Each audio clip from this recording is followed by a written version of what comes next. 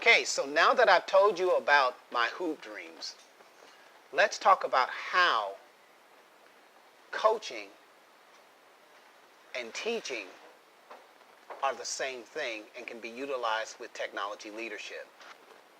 Remember I said that on the first day of practice I always did an assessment? Well, that's no different than the first day of school.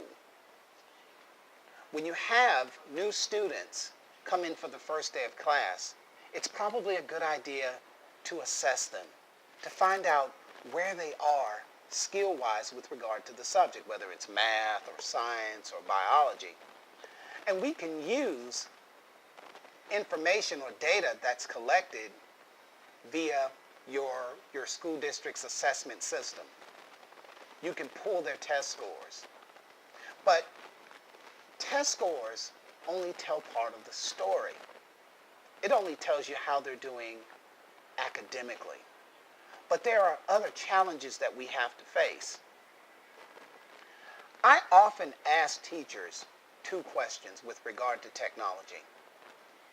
One, what are the significant challenges that you face in your classroom with regard to your students understanding the material? And number two, if you had a technology tool to help you meet this challenge, what would it look like? How would you interact with it? How would your students interact with it? So as a classroom teacher, this is my recommendation of where you need to begin. When you think about the challenges that you face, a wise man once said, man's entire existence can be summed up in two words: challenge and response. So take a second to think about it. What's that major challenge that you see in your classroom with regard to your students understanding the material? Now keep in mind, this is not a technology-loaded question. It's not even a technology, it doesn't require a technology answer. If you were to look at your students' test scores, and let's say it's math, and you discovered that they really did not do well on ratios. What was it about ratios that prevented them from understanding the material?